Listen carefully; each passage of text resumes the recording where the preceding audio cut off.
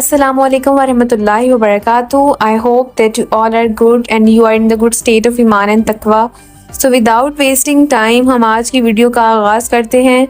तो आज हम बात करेंगे मिस्र के ऊपर, जिसे इंग्लिश में बोलते हैं इजिप्ट.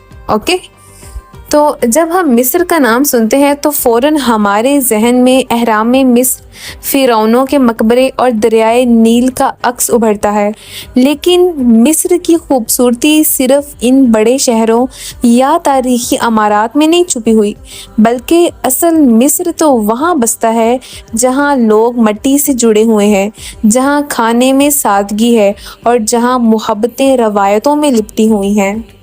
आज हम आपको लिए चलते हैं मिस्र के एक ऐसे ही दिलकश और रवायती गांव अल करनता की सैर पर. ये गांव लक्सर के करीब वाक़या है और न सिर्फ अपनी सादगी के लिए मशहूर है, बल्कि अपनी हज़ारों साल पुरानी तहज़ीब के आसार भी यहीं पाई जाते हैं. अल करनता का मतलब है कोना या किनारा. ये गांव दरियाए नील के मगरब में वादी मलूक के दामन में बसा हुआ है. इस गांव की ज़मीन वही है जहां कभी फ़िरौनों की सल्तनतें आबाद थीं. आज भी अल करनता में लोगों के घरों के नीचे कदीम मकबरे मौजूद हैं, जिन्हें आसारे कदीमा के माहिरीन दरियाफ्त करते रहते हैं. अल करनता में ज़िंदगी आज भी सदियों पुराने असूलों पर चल रही है. लोग सूरज के साथ जागते हैं और सूरज ग़ुरूब होने के बाद जल्दी सो जाते हैं. लेकिन हम में से तो कई लोग ऐसे भी होंगे जो सूरज के जागने के साथ सोए रहते हैं. ठीक है, सूरज जो है वो उठ जाता है, अपना काम जो है स्टार्ट कर देता है, हम सबको रोशनी देता है, लेकिन हम क्या करते हैं, सोए रहते हैं. हमारी तो नींदें ही पूरी नहीं हो रही होती है. और कोई तो ऐसे लोग होते हैं जो रातों को जागते हैं, दिन को सोते हैं. तो सूरज के साथ दगाबाजी नहीं करनी चाहिए. अगर सूरज जागता है, अपना काम करता है, तो आप लोगों को भी जाग कर अपना काम करना चाहिए. जो सोता है वो खोता है. खोता मीन्स जो खोना, मीन्स खोना, कोई चीज़ को खोना. I am not saying it as a donkey. Okay, यानी लॉस कर देना, किसी चीज़ को हाथों से बाय बाय कर देना. तो लिमिटेड टाइम स्पैन रखें जिसमें आप सोएं. बाकी का जो टाइम है वो अपनी अच्छी अच्छी एक्टिविटीज़ में लगाएं. कोई प्रोडक्टिव काम करें. स्टूडेंट्स जो हैं वो पढ़ाई पे कंसंट्रेट करें और बाकी जो जॉब पे जाते हैं वो दिल लगा के काम करें. चलें, बातें तो होती रहेंगी, डॉक्यूमेंट्री की तरफ वापस आते हैं. अल करनता का ज़रिया माश ज़राअत है. लोग खजूरें, प्याज, लहसुन और गंदम उगाते हैं. मर्द खेतों में काम करते हैं, जबकि ख़वातीन घर में हांडी रोटी करती हैं, कपड़े सीती हैं और बच्चों की देखभाल करती हैं. उनकी ख़वातीन में भी कोई ना कोई एक हम जैसी ख़ातून होगी जिसको घर के कामों से एलर्जी होगी, एक्सट्रीम किस्म की एलर्जी होगी. अल्लाह ताला उनके लिए भी आसानियाँ पैदा करे और हमारे लिए भी आसानियाँ पैदा करें. और पता है, अल करनता में शादी सिर्फ दो अफराद का बंधन नहीं होता, बल्कि दो ख़ानदानों का मेल होता है. शादी से पहले कई दिनों की तकरीबात मुनक्कद की जाती हैं, जिन्हें हिना और ज़फ़ाफ़ कहा जाता है.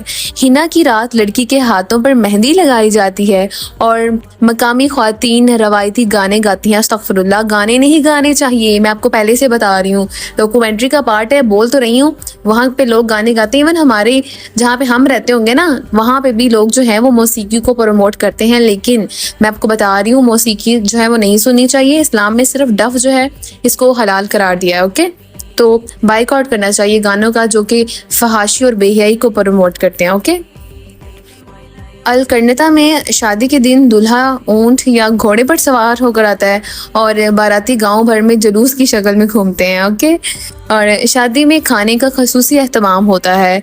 कुशरी, मलूहिया, कब्दा, अस्कंदरानी और ताज़ा पकी हुई रोटियां सबकी तवज्जो का मरकज़ होती हैं यहाँ पर.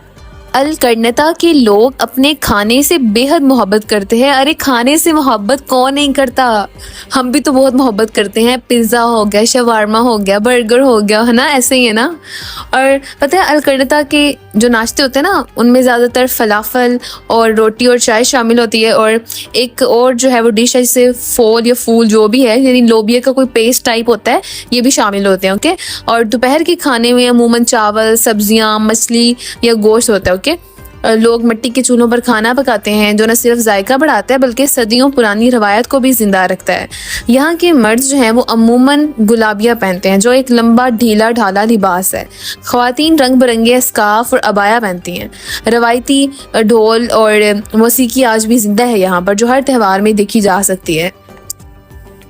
हालांकि अल कर्नता एक पुराना गांव है, लेकिन अब यहाँ सियाहत बढ़ रही है। दुनिया भर से लोग यहाँ आते हैं ताकि वादी मलूक, हातश पसूद का मंदिर और मकामी ज़िंदगी को देख सकें यहाँ पे। अब ये मैंने जो भी मंदिर का नाम बोला है, पता नहीं सही बोला है, ठीक गलत नहीं गलत बोला है या ठीक बोला है, ठीक है। तो आप लोग जो है वो जज करने में मास्टर हैं, तो लाजिम बताइएगा कमेंट बॉक्स में। अगर गलत बोला है तो भी बताइएगा, ठीक बोला है तो भी बताइएगा। अल कर्नता सिर्फ एक गांव नहीं है, बल्कि वक्त की एक जीती जागती तस्वीर है।